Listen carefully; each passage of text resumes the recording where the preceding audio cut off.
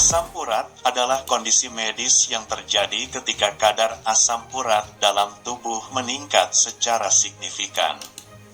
Asam urat dihasilkan ketika tubuh memecah purin, zat yang ditemukan dalam makanan dan minuman tertentu. Ketika kadar asam urat terlalu tinggi, kristal asam urat dapat terbentuk di dalam sendi dan jaringan sekitarnya, menyebabkan radang dan rasa sakit yang parah. Oleh karena itu, penderita asam urat perlu memperhatikan jenis makanan dan minuman yang dikonsumsinya untuk menghindari serangan asam urat. Daging ayam adalah salah satu jenis makanan yang kerap dikonsumsi oleh masyarakat. Bolehkah penderita asam urat makan daging ayam? Namun, apakah daging ayam pantangan bagi penderita asam urat? Sebelum menjawab pertanyaan ini, mari kita bahas terlebih dahulu tentang kandungan purin dalam daging ayam. Dalam satu porsi daging ayam, 100 gram, terdapat sekitar 70 mg purin. Jumlah ini tergolong rendah dibandingkan dengan daging sapi atau babi yang memiliki kadar purin yang lebih tinggi, dan selain itu, daging ayam juga mengandung protein yang diperlukan oleh tubuh. Oleh karena itu, secara umum, daging ayam tidak dianggap sebagai pantangan bagi penderita asam urat. Dikutip dari Healthline, penderita asam urat perlu memperhatikan beberapa hal terkait konsumsi daging ayam. Pertama, hindari mengkonsumsi bagian daging ayam yang mengandung banyak lemak, seperti kulit ayam dan bagian yang berlemak.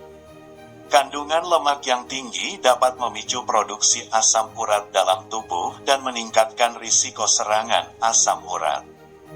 Kedua, penderita asam urat sebaiknya membatasi konsumsi daging ayam hingga 2-3 kali seminggu saja. Mengonsumsi terlalu banyak daging ayam dalam jangka panjang dapat meningkatkan kadar purin dalam tubuh dan memicu serangan asam urat. Ketiga, penderita asam urat sebaiknya memilih cara memasak daging ayam yang sehat, seperti dipanggang atau direbus. Hindari menggoreng daging ayam karena dapat meningkatkan kandungan lemak dan kalori.